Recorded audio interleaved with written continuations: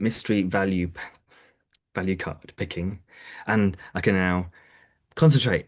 Yay! And so these value card pickings are things that have helped me along the way with many different things to do with shifting back into true energy value, proving that it can be just like that with a psychological flip to get back on track with things, to get back in neurocreative leadership skills and presence, and how emotionally connected that switch is to not just taking years of times to develop a different habit. We can do that. That takes some. There's the training part of a habit, and then there's the emotional switch part of the habit that can be mentally rehearsed enough to actually just make happen, and to change our priorities in the moment. I've used it to stop drinking alcohol at events, which is really massive for me because. I used to go along with the flow with all of it, and it was yes, it was great fun, but it was not helping me at all physically, mentally, metabolically. My um, constitution, my psychology of the neurodivergence that I have is more AD or ADHD style, which actually presents as what I got diagnosed for, which was dyslexia, which I don't like the term dyslexia. It's it's an old term, I believe, for what I call neurocreativity, and but that neurocreative leadership is about owning our particular type of neurodivergence, and that can actually be neurotypical traits as well. I actually believe neurotypical is an area of the brain that functions when it believes it's normal, and neurodivergence is an area that works when it believes it's not necessarily abnormal, but working differently from what is perceived is when we're thinking about things normally. So, like daytime, we think about doing things in the daytime. If we're planning for the nighttime, it takes neurodivergence. So, how about that for a concept? And I'm not saying that I'm not belittling anyone's challenges or struggles with neurodivergence or symptoms.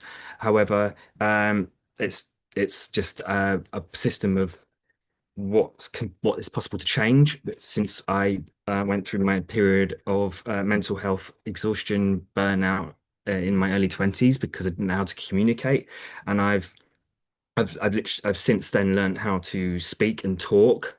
I spent the last 4 years learning how to communicate and monologue, and then also ask curious questions. Coaching skills will help me to do that too. So, coaching skills can help anyone to learn how to extract information from someone or create curious conversation rather than just being the output or the at the mercy of whatever conversation is going on. Maybe if you want to call it a victim of the circumstance, but also the leader of the circumstance. We can be the leader in a surrendering type of way too. So when we are surrendering to allowing things happening, letting someone learn in front of us rather than trying to give advice. That's a type of, I'd say, if as soon as we become present, we become a leader. And as well, so know your ABCs. Awareness brings choice. So as soon as we can do that, then we can step into our leadership, whether to allow stuff to happen and be okay with it consciously, or step in whatever way, fashion we believe is important at the time. And that's the more masculine energy of new leadership, to step up, choose what to do and say, and or the creative flow state, working with openness, meditation, seeing what's there, play, all that kind of stuff with the feminine energy side of leadership, which is the neuro or the leadership piece, the creativity piece, and then the leadership piece coming together, managing our nervous systems, neurocreative. I've said a lot now, but let's get on with picking a value card and seeing what comes up from this. They've got like 5 minutes to talk through and have fun. Um, so let us know. Oh, by the way, let us know what you get from anything. Any insights, just say them out loud, speak them into the comments. As soon as we declare, we share, we can create an algorithm that The social rhythm algorithms are actually quite a good analogy for how things can work and build on what we actually want to create through the noise. So you can always look at one thing a certain way as from a positive aspect than what potentially people look for negative bias and complain about as well. So let's work the algorithms to for our benefit. Any insights that you get, share them out. Someone may need to hear this today. It's your call to action to take leadership in your own way, just through. If you're here, you might as well. And thanks for being here. Thanks for showing up and caring and sharing, caring about yourself or caring about someone else in this process of finding out new information. Okay, here we go. Here's today's Visionary Value card. I'm gonna go like this and go, "Woo, what are we gonna do? What's gonna happen?" This is the creativity part of leadership. And I'm dealing with mystery, and today's card is courage, and it's to create courage. So that's what comes up for me there. Courage is so important for me. It's one of my top three highest. There's eight different highest values on these cards. I'm not going to go into all of them, but you get to find out more if you do another mystery card value picking another time.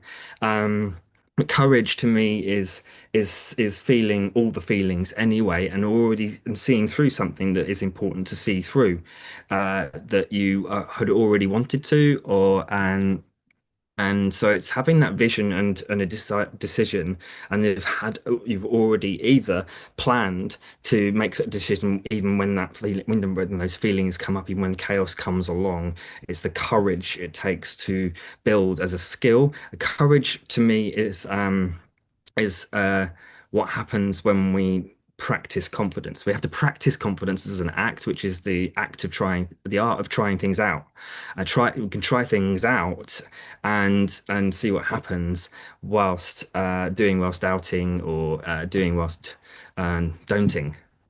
Doing whilst don'ting is what our brain might be saying. Don't do this, and we're still doing it because we planned to do it. And so that fear of potentially safety, and then that's a way. What courage is really sensing to take the action when we know it's a fear of expansion. If we're fearing, but it feels like we want to expand. That's a really good way of checking in down. It's all channeling from the gut brain up into the heart, the head and the heart brain. So the heart is like the true value of the vision. You can check in with how we feel about it. The gut is for taking the action, and the head is making meaning of the action. So we can make meaning of it. We're going, oh yeah. So the meaning is that it's the fear of growth. That means I can do this thing. Let me just do this thing, and that's courage. And so, or if it's real fear of like, actually, there needs to be another piece here that will make this even better before I do it. Then it's deliberate, what I call deliberate hesitation. Or it could be to deliberately hesitate to make sure that we're taking a courageous action rather than something that's actually dangerous for us, or something that's actually not really that beneficial. We're trying too many things out, and we're feeling the fear and doing too many things, and not staying focused on what's going to be most effective. So when we say deliberate hesitation, it's different to procrastination, because procrastination is believing that we're not doing the best thing and then doing stuff anyway. Deliberate hesitation is to pause and deliberately hesitate, to just recenter, even if it's few seconds. That consent, that we can get a sense of it. It's courage that's needed to step back, and like maybe my decision paralysis has come along because I've actually been working on something, and then suddenly there's another thing that comes in, and it's all like, whoa, what am I doing? I don't know anymore. And that used to happen to me every every minute of every conversation, lots of the time, because I was overwhelmed by things I wanted to say, whilst also unable to think of those things without having the words for them, whilst I was having information come at different angles and being interested in what other people were saying. So I was like jammed, and I wasn't able to practice this deliberate hesitation where I'm in control. I'm in my neurocreative leadership skill, to be able to then go, where do I direct my courage? Do I actually take a relaxation, which is a relaxing action? Do I relax for a moment, then start back again? But it's about how long we do these things for. So, because if it is a procrastination, if we do a deliberate hesitation and then just find more things to do less of,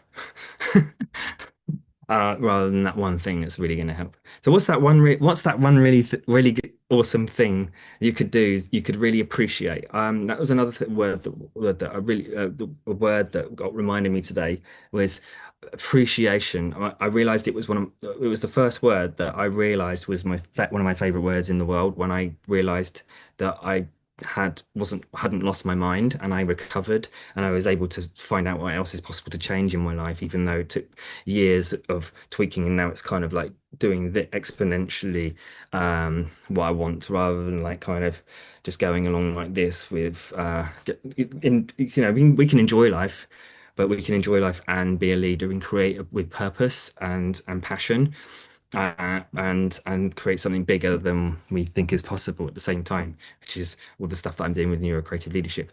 So I've said a lot.